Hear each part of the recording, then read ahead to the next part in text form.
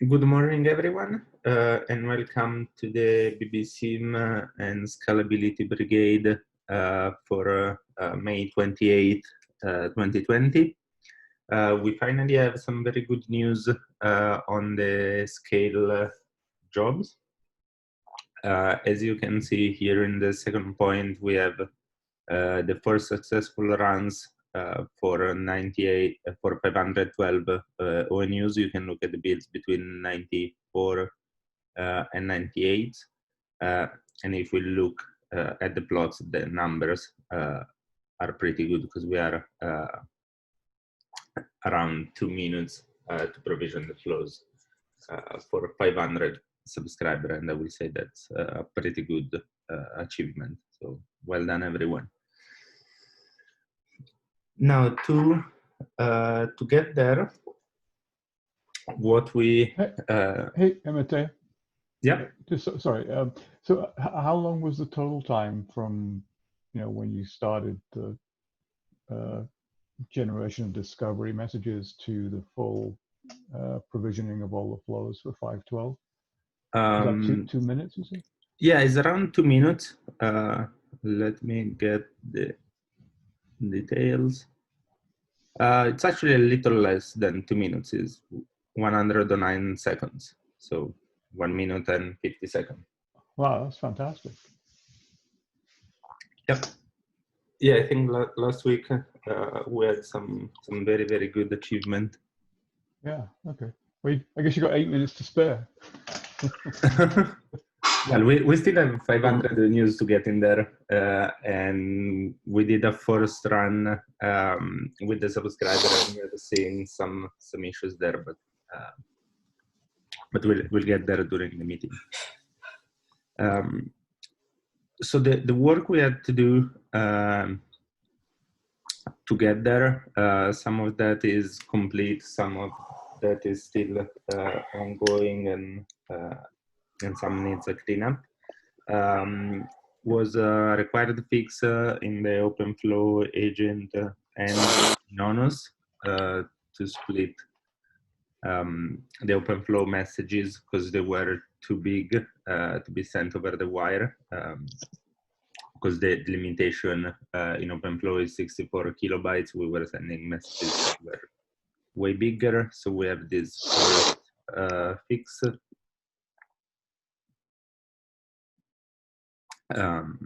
That is in 2 different places, and we have patches. I think Andrea got a first review on the ONOS patch, and it has been approved by the ONOS QA, as it doesn't affect features or performances. We have a first patch that I'm gonna link in there for the OpenFlow agent. That is this one. The patch is currently working, and it has been verified on the hardware for the functional and hardware test. So I will say it's ready to merge. As Andrea posted this morning on the channel, is a fairly ugly implementation, so we have a Jira to clean it up, but we would like to get it sooner than later, so that we can be all in the same page and not run the Jenkins job using custom images. Will that be okay with everyone?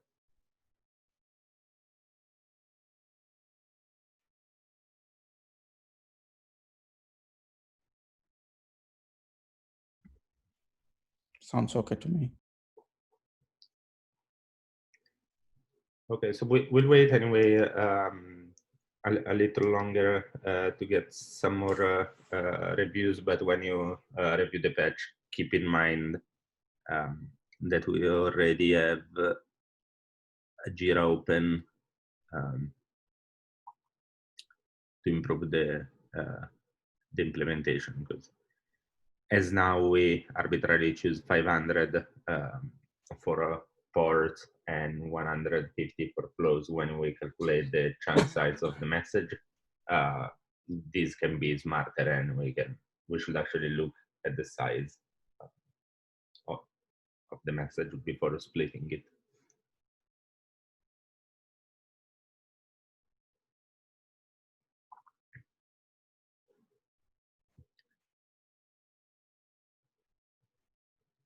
Okay, then we have two items that are still in process. One is to move the flows out of the device model, as we did per the logical device, and I believe Mahir is working on that. Yes, Matteo. The patch is uploaded. It's waiting for reviews. But I saw this morning that it's failing on hardware test. It seems that the HCD operator is not coming up correctly, so I have to check it. Okay, but so it seems a test issue, not a patch issue. Yes. There seems to have been issues with hardware tests for the last week or so. Yes, And so there's another that need to go in. Yeah, there is some regression in hardware test, not hardware testing. I mean, in our tests that we're trying to identify and get past. So I think the regression you are talking about is the one that, for example, failed this job, that there is the ONU, this particular test. No, not that. I think there are failures in functional tests. Oh, this is functional tests, right? No, there are issues in ONF Jenkins jobs with subscriber removal, which was not there earlier. So we are trying to root cause that problem. I think we should give a day or two to root cause and fix that problem before any other major changes come in. That's my opinion.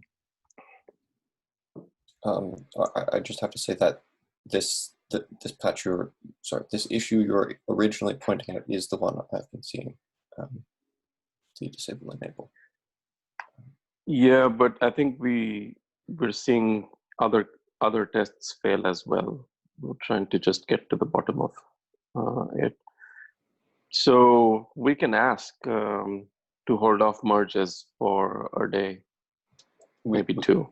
We should probably be holding off all merges if we can't get hardware test passing anyways. Like that's yeah. Quick question: is it worth merging at least Ken's patch for the core that enables us to get to the 512 before holding off anything else? Because really there is no point to me in debugging something without that patch, because that patch is going to go in nonetheless. Which patch is that? The one that is linked there, 19059. Look, it's about having logs from tests, multiple test runs to see, what repeated patterns of failures and things, right? You introduce a new big patch, all of that data is sort of invalidated. Yeah, you have to redo those runs. I don't think we should have any exceptions. I think we should just get hardware test pass and first, and then apply any changes on top. Yeah, I agree. Yeah, I agree.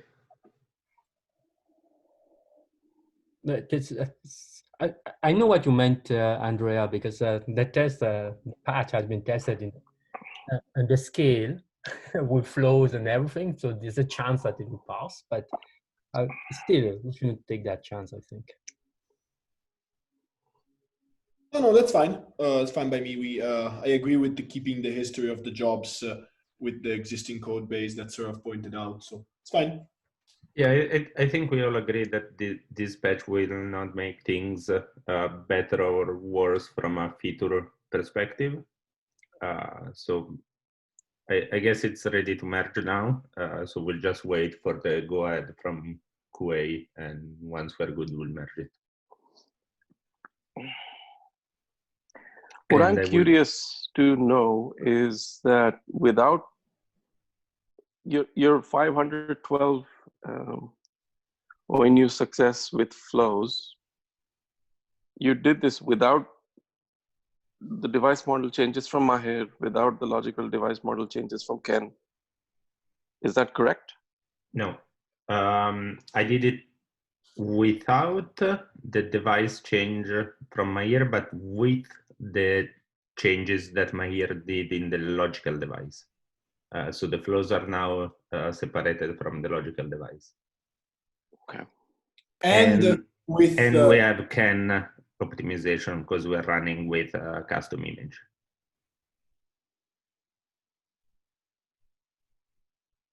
So we don't have these two. Yeah, the ports one, actually it's Kent that is working on that one, moving ports out of logical device model. Yep. That's Kent. And so what was tested was really the root optimization and some change in the core. And that has Mahir first patch for logical flows in the logical device. So the other patches for flow separation and port separation, those one are not, has not been tested with. Okay. Yeah, so basically we had my patch in OF agent, Andrea's patch in ONUS, and Ken patch in the core. Matteo, how? But also the 60-second timeout, or is that not relevant? That's not relevant. We did, Andrea did a run today with the default timeout, and things are working with the default timeout. Yeah, so the run from Matteo, which I believe was number 94 or something, last night was with this 60 seconds timeout, but I've discussed it yesterday with Ken that we might not need it as that high. So this morning, while doing other things, I actually triggered a couple of jobs. One with a 15-second timeout, which, as per my discussion with Ken yesterday, could have been a low enough number. That passed, so I said, let me try without any timeout, and that goes to the default timeout, which is 10 seconds, and that passed too, and that is number 97.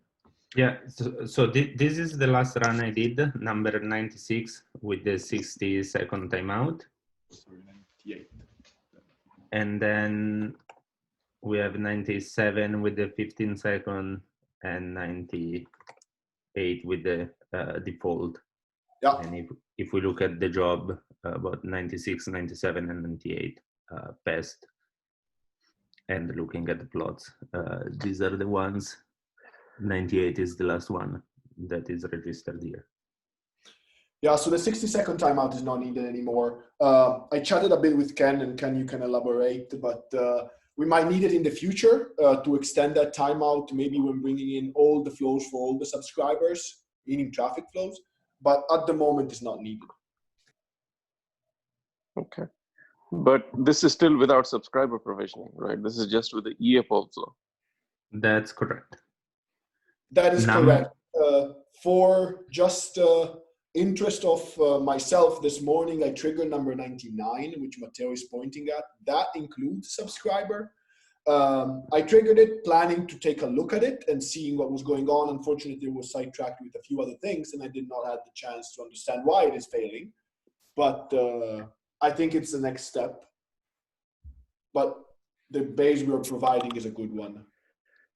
Okay, but before subscriber provisioning, at least in the YIP, did authentication go through? Or just curious? I mean, since you got the EAPOL flow in, did you try it with actually going through the EAPOL sort of packet in, packet out? I actually don't see anything about EAPOL here. Okay, this was a mismatch in the parameters because we set the out false but subscriber, so there was no EAPOL actually going on, and that's probably where the test failed. So we'll have to look a little bit more at this. Oh, that is my bad then. Yeah, I should have set that to true. Well. Yeah, you should just remove this one. This is just a parameter to disable EAPOL in BBSim, not to affect the the flows. Oh, okay, that's interesting. Because you set it to true here, so that we are sending the flows and we are then checking for authentication. But we need to. Oh, yeah. I thought that was remove this one. Okay, I guess we can try one. Yeah, to try that, I prepared this patch to reactivate the jobs for 500 news with subscribers for both AT&T and DT. These are still using the custom images, but at least we have the jobs with the correct parameters preset, and we don't have to change them on the fly. So I guess today we'll move to investigate what happens with 500 venues and the flows.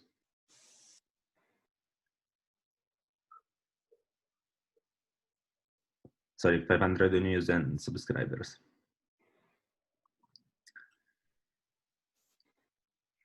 Okay. We have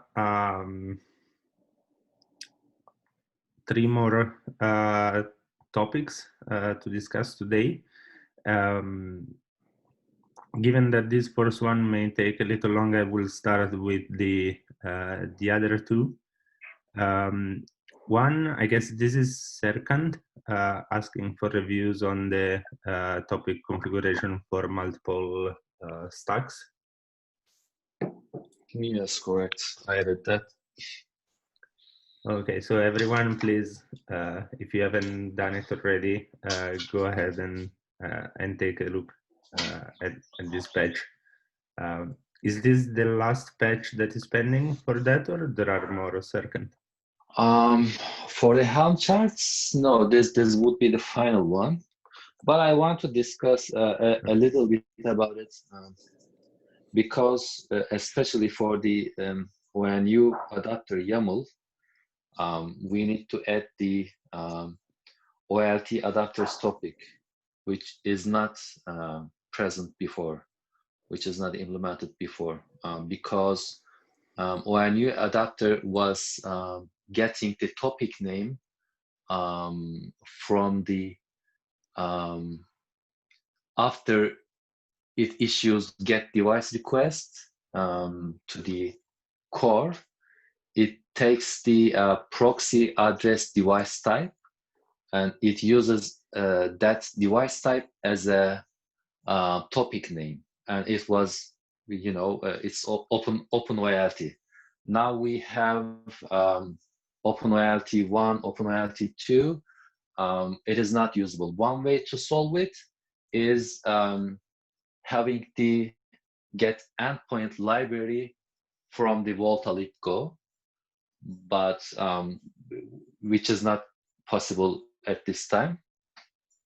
So I put the OpenOLT topic name as a parameter to be read from the command line. So David has some didn't like the idea. He was talking about we should still try to discover the topic names. Yeah, that's one way, but that is the other way is putting it as a parameter. Yeah, that's a good point. I remember that we were discussing that part of the code a little while ago when we were working on the endpoint library. Mm-hmm.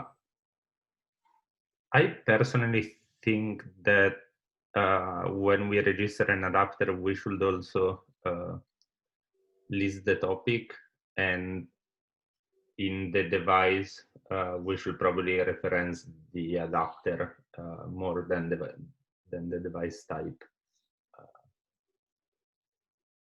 Does that make sense? I think so. The device type, yeah. I don't see any reason to use the device type statically using it as a topic name.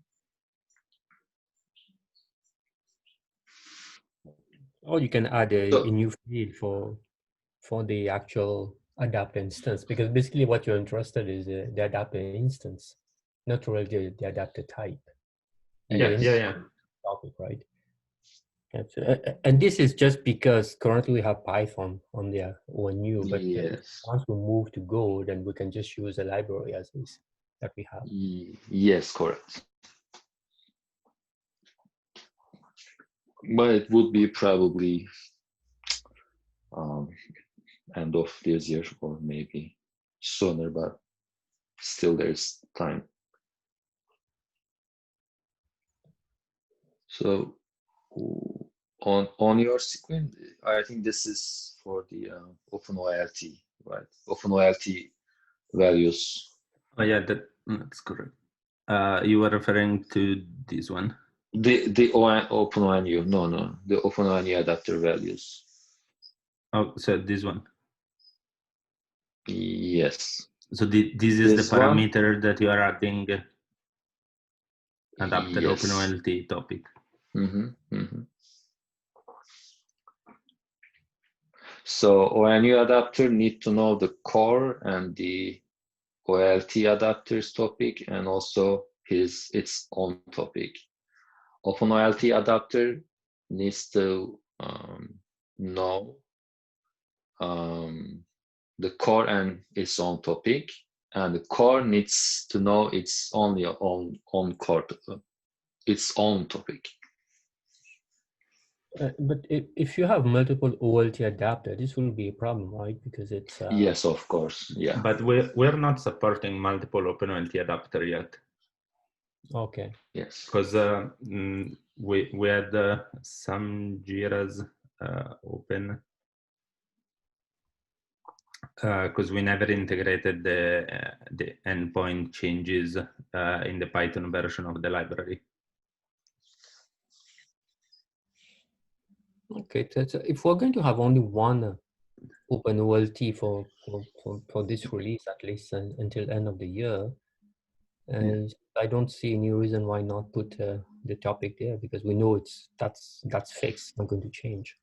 Yeah, if we realize that we need multiple OpenOLT adapters, then we'll need to address these two issues, 2837 and 2832, to basically have the same endpoints library support in PyVolta and in the OpenONU adapter to select the correct adapter topic.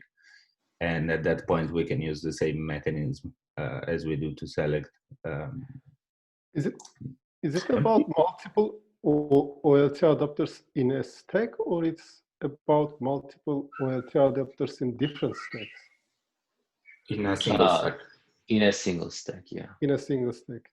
So then the number 1 or 2 that you put after the name of the OLT adapter is the instance ID, not the stack ID.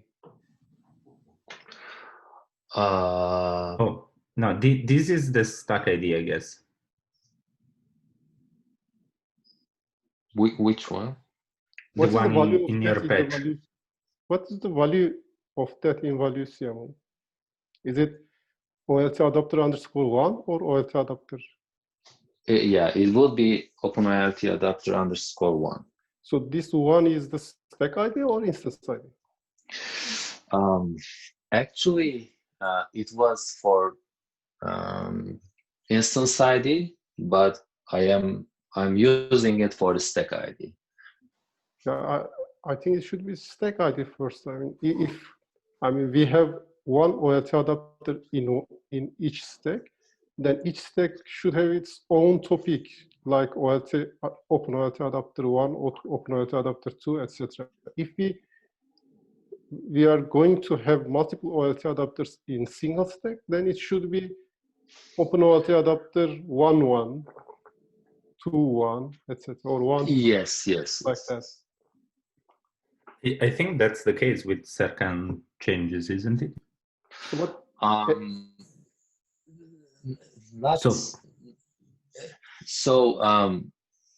I think OpenOLT adapter register itself as the it uses the topic name also the endpoint ID and concatenate them. If you put the adapter's topic name as OpenOLT-1, then it would be OpenOLT adapter-1 and the endpoint. It's I think it's just a configuration issue. Yeah, so I guess what Serkant is saying is that when the OpenOLT, let's see if I can find it here. Yes, there.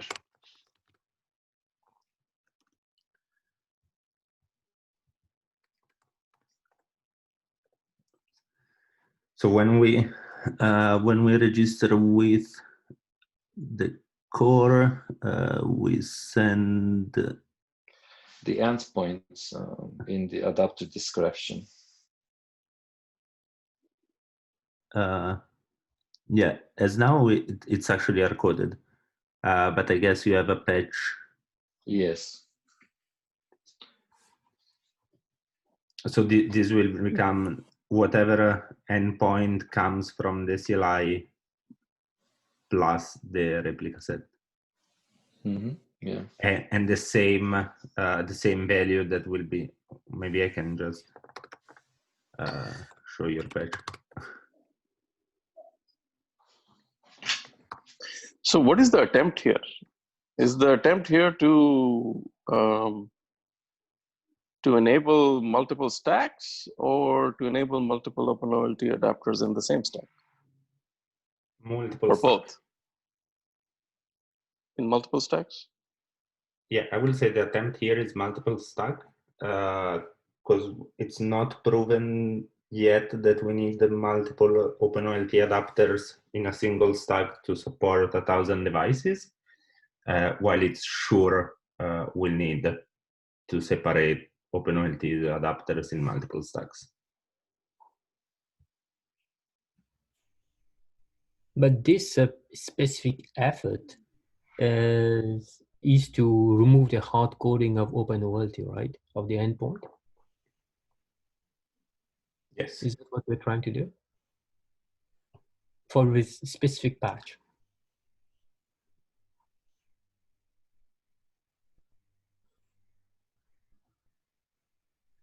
Yeah, I guess Serkant can confirm that, but I guess what we are doing here is to make sure there are no hard-coded configuration in the topics so that we can run multiple stacks using the same Kafka cluster.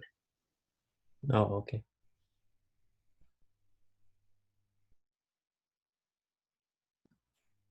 I think so. I can't drop off. Oh, his connection was gone. Oh. Okay. Thanks for letting me know because I was kind of waiting for him to comment. But so yeah, anyway, the effort Serkant is working on is to run multiple stacks in parallel. And so for sure we'll need to make sure that no topics are hard-coded throughout the code. And then one thing that I would suggest is that when we set the name of the stack, we can use a name and not just a numeric ID. Otherwise, we'll get stuck in discussion like what is this one? Is that the stack ID, the instance ID? Well, if we call it OpenOLT-stack1-1, then it's clear that stack1 is the stack ID and 1 is the instance ID within that single stack. I'm sorry, my phone is out of battery.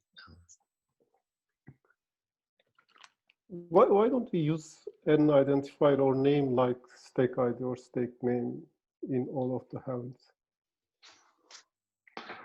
It seems that we will have problems with this stack IDs in etcd prefix also. So we will probably need this stack name or ID in a lot of places. We discussed it, and we didn't want to introduce a new parameter because we didn't need it. Actually, I was in the same that same idea using a stack ID, but after seeing that prefix, there was no need to introduce the stack ID parameter.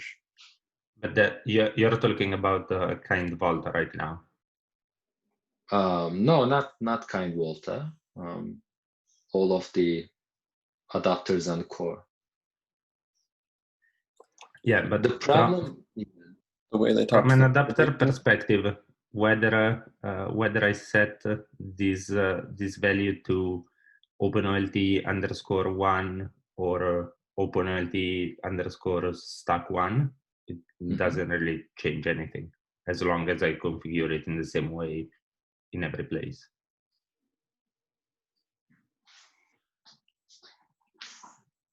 So you're suggesting having a common stack ID and based on stack ID, arranging the topic names, right? No, I'm saying that it's fine for now to pass this adapter OpenOLT topic. What I'm saying is that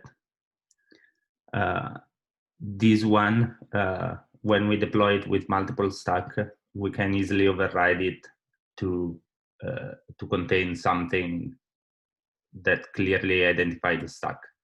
Because, for example, if we call it OpenOLT-1, then we have the confusion whether that one is the stack ID or the replica ID. If we call it OpenOLT-stack1, then it's clear that is the stack ID.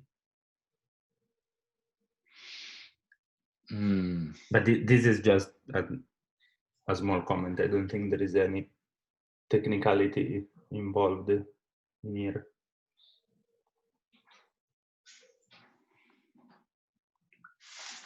Yeah, could be. Why not? These are the default values, so doesn't need to have any stack ID or instance ID.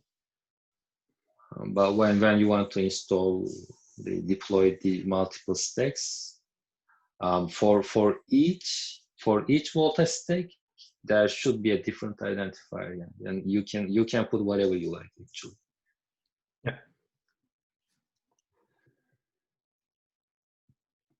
Okay, but so back to the original question, I think we all agreed that since for now we are supporting a single OpenOLT adapter per Volta stack, we can live with passing this adapter topic to the OpenONU adapter.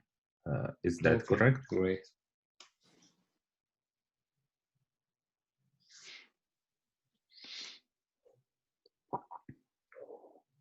Okay, like in a wedding, speak now or hold it forever. Why don't we resolve this problem totally? Why do we leave this later, so later? So the main reason to postpone this is that it will require a fair amount of effort to integrate these changes in the Python version of the library. And we know that in a few months, the OpenONU adapter will migrate to Go.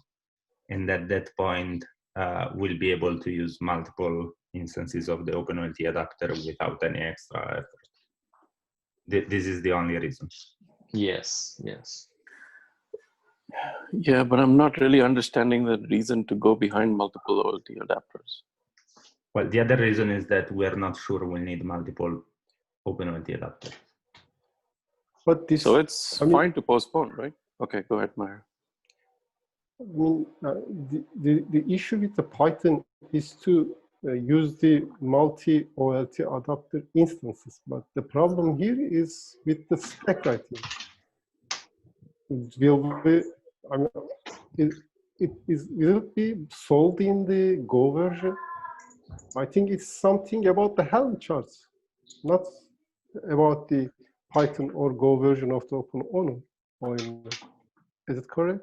If we are talking about a multi-instance, yes, it's about the library, the Kafka library, and it's about the Python or Go version of the OpenONO.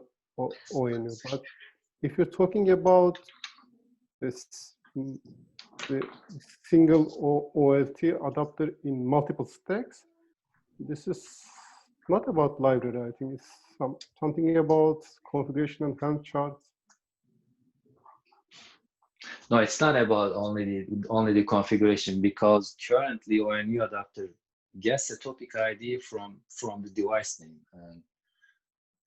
and we don't put any information in the device that defines the topic. That is why we are putting in the configuration the OpenOLT adapters topic.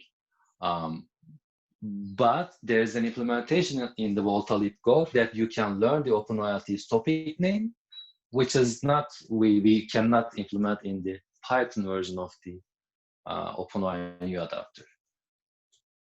Once we have the Go version of ONU adapter, yeah, then we can use the same API with the OpenOLT adapter and the core. Both of them gets the endpoint from the Volta Go's API calls, get endpoint API call. What's that endpoint? Where do you get this endpoint ID? It should include a stack ID, yes? So where does it get this ID? The ID, you configure it in the adapter when it registers. So any time an instance register, it sends the adapter topic to the core, and then the core creates an ushering for that device type. And anytime one device of that type comes up, we ask the core to give us back the topic. Now this mechanism is only available in the Go version of the library. That's why we need to specify which adapter we want to talk to in the Python version. But we can probably take this discussion offline to get to talk about the other 2 points. Will that be okay, Mahir? So yeah, of course. Yeah, I think if we exchange a couple of code links, that will be much quicker, because I think we are going around the same issue without understanding each other. Okay.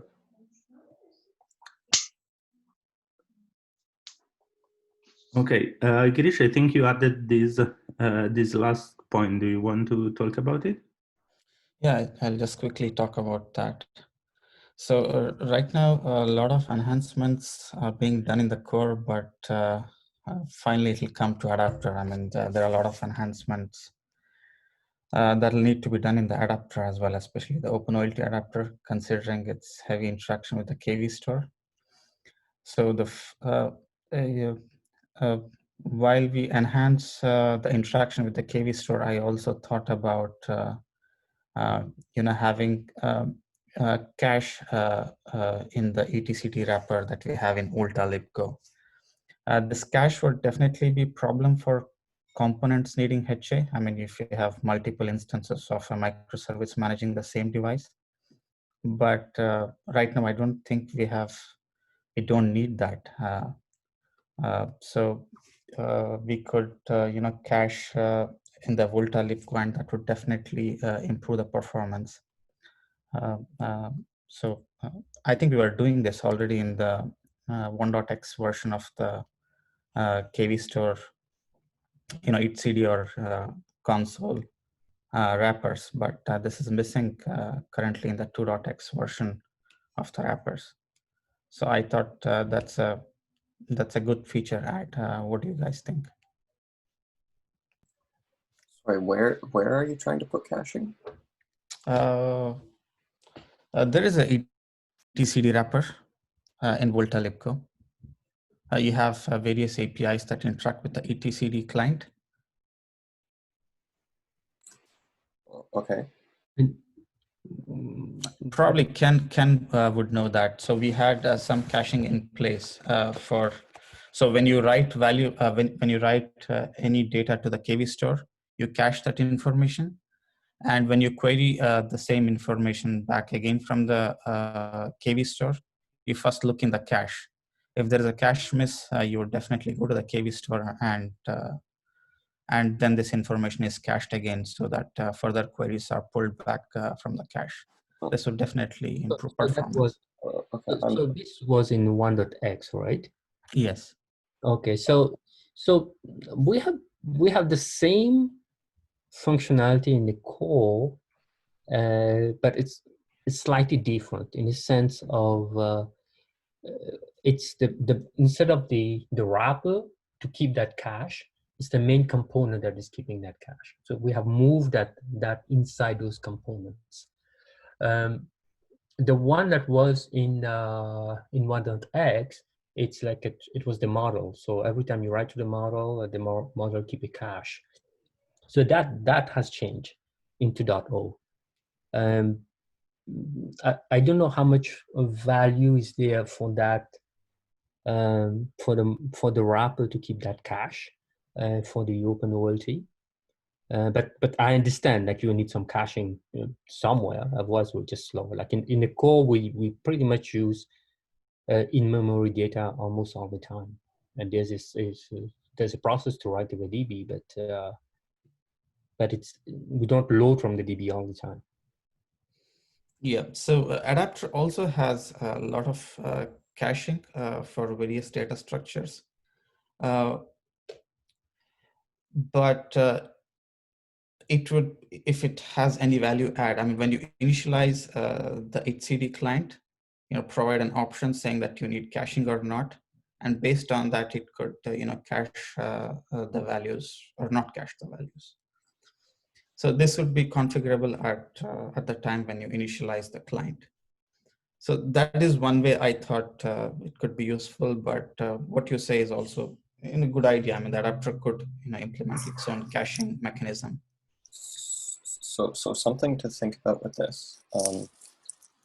I've been reworking a fair amount of how the core talks to the database and sort of how the caching is done. What my first comment is, I think the application currently should handle caching simply because it can be more aware of what can and can't be cached, and it can be a little bit safer. It's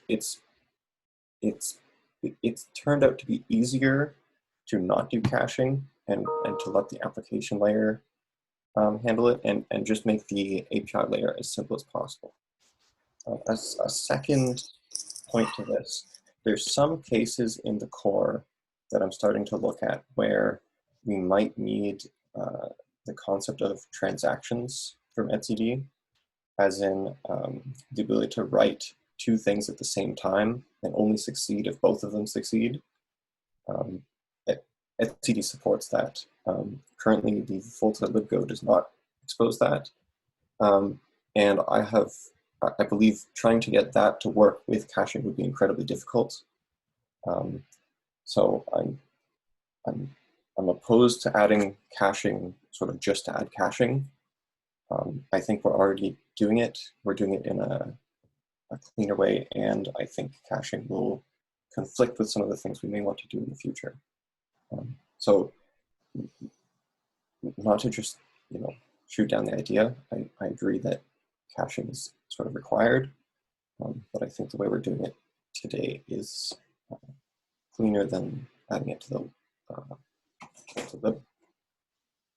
Yeah, one thing that I want to add to that, in 1.x, the way we were storing data is very different from the way we are storing now. So you can almost imagine that we were storing like things at the level of attributes. So it was almost every attribute had a key.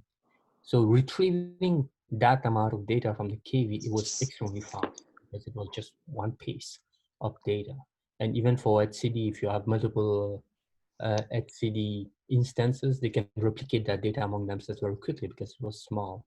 But in 2.0, we're storing a big chunk of data. So putting that in memory and the volume, then it would slow down things. So there's quite some difference in 1.x and 2.0. And also, I don't think that the wrapper was in the client per se. I think etcd client is just a client. I think it was somewhere in the model that we're using, but that has changed in 2.0. Okay, I got it. So I just wanted to bring this discussion up to brainstorm and see if this was useful. But I totally agree. Caching in the application layer would be more beneficial and meaningful. So I'll start looking in this direction because ultimately it'll come down to adapter. With lots of enhancements happening in React core, I think we need to. It'll ultimately come down to the adapter, and I'll start looking in this direction. So what was the conclusion? You'll do caching when you say application layer, you mean inside the adapter itself? Yes, yes. And that'll be good enough to survive adapter restarts? No, caching where it can recover from restart. So, okay. So if it can rebuild, certain stateful data, I mean that we could.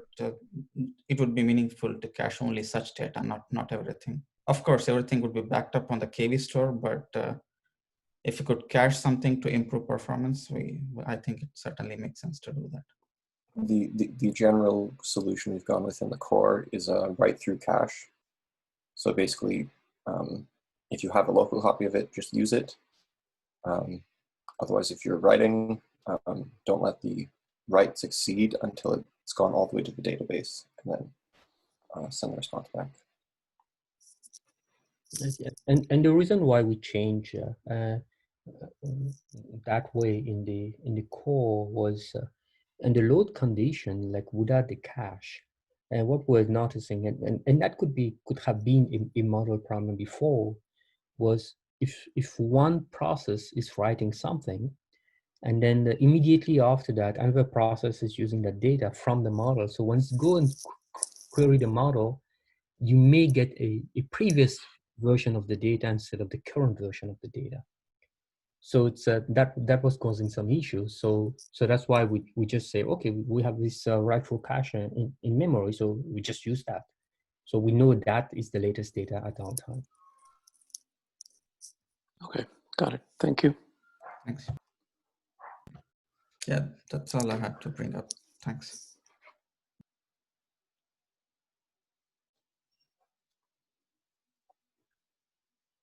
Okay, thanks, guys. So the last point that was on the agenda, I'm not sure we'll cover it in 9 minutes, but was this possibility to move away from etcd. And I think the first thing we need to answer is, do we need this? And if we need this, do we need to do it before or after 2.4? Given the time frame, I think if we'll decide to do it, it's gonna be after 2.4 anyway. And the main reason I'm thinking about this is not because of the etcd throughput in read and write, but because using a proper database instead of a KV store will make our life easier while making queries, possibly saving times there, will make it easier to store organized data instead of compiled protobuf, and that again should make read and write operation a little faster, and it will it will help us in managing migration between different versions of the data. So making in-service software upgrade a little easier. But that's my point of view. I'm totally open to discussion here. I just wanted to throw that out on the table.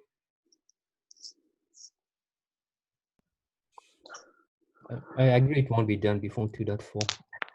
It's a wait. Yeah, I mean, yeah. So I mean, 2.4. You know, we still have some ways to go, right? I mean, we've done great work to get to the point where, you know, you have 500 ONUs with EA-poll flows successfully programmed. We still have to ensure that subscriber flows get programmed, right? Which is in numbers, they're 4 times as many EA-poll flows, for example. And that's all just about flow programming. The next big thing will be packet in and packet out performance, which is when you try to do EA-poll or DHCP. And this is all with 1 OLT and 500 ONUs. Well, we need to do that on 2 OLTs with 500 ONUs each. So we have plenty to focus on, and we are seeing gains from changes to the data model, right? Pulling ports out of logical devices and devices, putting flows out of logical devices and devices. And we should continue on this path, in my opinion, because we still have some ways to go to get to our goal for 2.4. So if anything, a change of database, even if it's required, should really be something beyond 2.4 that we look at.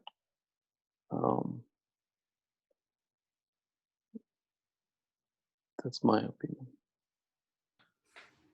Is the goal is having multiple OLTs with multiple voltage stack, or multiple OLTs with single voltage stack? Okay. You mean for said 2.4? 2 OLTs. Yeah. Yes. So, you know, I would like to push for a single voltage stack right now. And the reason is a single voltage stack should be able to handle 1,000 to 2,000 ONUs actually, right? 1,000 if you go by, you know, XGS-PON, which is, you know, 16 ports, say 64 ONUs per port, that's 1,000 ONUs. Or if you go with the GPON box, which has 64 ports and say 32 ONUs per port, that's 2,000 ONUs, right? So what I would like is that we continue on the single voltage stack and try and hit 1,000 ONUs. It just so happens that these 1,000 ONUs happen to be, you know, 500 on one OLT and 500 on the other. I think that's a key difference, though, because what we have learned so far, it seems that we are hitting roadblocks because of the logs on various entries in the data model. So the moment you move to multiple devices, it's so what I'm trying to say is that if we can do 500 ONUs on a single OLT, most likely we'll be able to do 1,000 on 2 OLTs. Right, but I need to prove that. We need to prove that, right? Yeah. So we need to check mark this box. Okay, so we need to prove that, and I can understand that 2 OLTs with 500 ONUs each is actually easier in terms of the locks and all the things that you pointed out than doing 1 OLT with 1,000 ONUs, right? That's your argument, right? Yeah. 2 OLTs with 500 ONUs each on a single stack is easier than 1 OLT with 1,000 ONUs with a single stack. I get that. Correct. And I'm fine. And I understand we still need to prove it. Right. So, but we need to check mark that box. Yeah. So with a single stack, I think that should be our goal, including subscriber provisioning, including packet in, packet out performance. So this discussion of a change to the database I just think it's a little early, right? It's not, I mean, there may be valid reasons for it, but I think it's a little early to discuss it, right? We have a goal, we have a target, we have limited time. Let's work towards that. Yeah, fair enough. I agree. There's not enough data. One thing I want to point out that even with we have a long way to go. I think the hardest hurdle was the one that we just achieved, which is to send the flows while we're doing point discoveries at the same time. Because that's where most of the locking, both northbound and southbound, happen. And as we go through that process, then the port addition will decrease from the southbound, and then there will be more flows coming in. So there would be, I think it will balance out. It will get, as we go on, I think we'll be able to support more and more of those additional operations, like a packet in, packet out. I think those will be easier than where we are this time. It's remain to be seen, but I think it will get better. I hope you're right, but I have seen so many times packet in, packet out performance, trip people up. So I hope you're right, but packet in, packet out can be challenging sometimes with all the hops that we have between containers. Sometimes just the delivery of packet in, packet outs are a problem. And if delivery is not a problem, it eventually gets there. Then timing becomes a problem, right? It takes too long to get there. It'll all get there, but it takes too long. And so that's a different challenge. Right? Yeah, for sure. We need to try it out and see. Right. Yeah, I'm planning to try it out today. So there's the question to think about, right? You have successfully shown that EA flows are getting through. Since you're working on flows, should you just concentrate on flows right now and do subscriber provisioning flows first before you and show that subscriber provisioning is fine before you start tackling packet in, packet outs? You see what I'm saying? Just because you're working on flows right now, just continue working on flows, and forget about EA poll succeeding or DHCP succeeding. Keep that equation out of the equation. Show that subscriber flows is fine, and then move on to doing the packet in, packet out. What do you think? Yeah, we can do that. There is also the point that if you go to hardware, most of the clients that generate packet in and packet out will eventually retry. So even if, let's say, authentication fails for half of the ONUs, they'll try again 10 seconds later, and some of them will go through, and so forth and so on. So yeah, we can look at flows.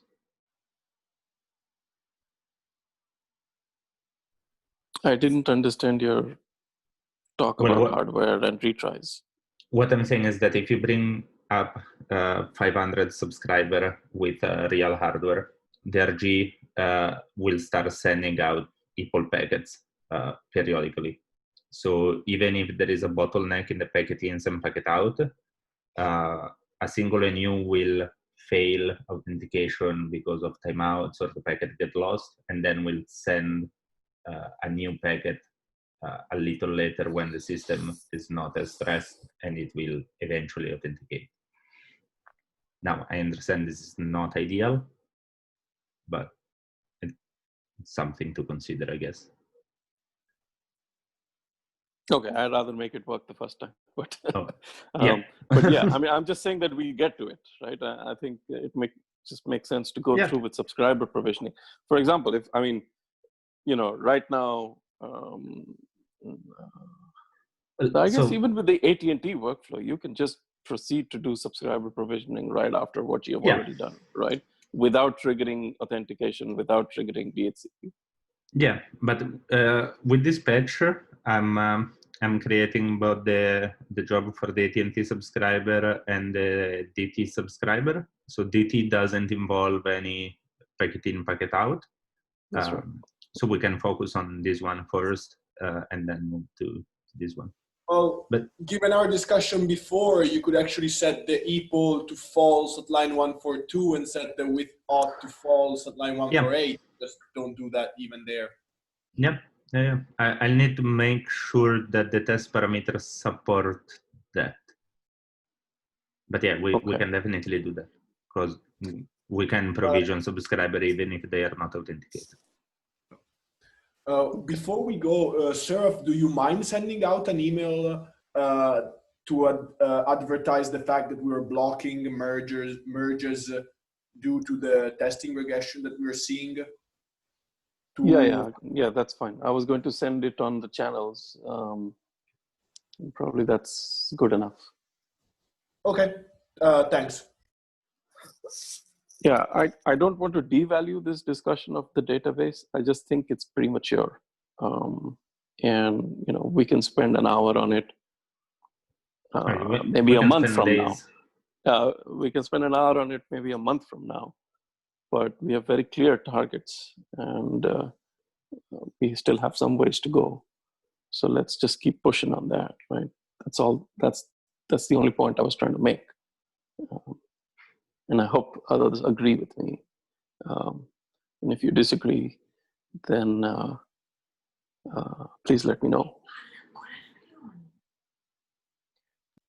I agree with that. It's in any case, even if we have to move to an transactional type of database, it's a lot of work. It's not it's not just a plug and play thing.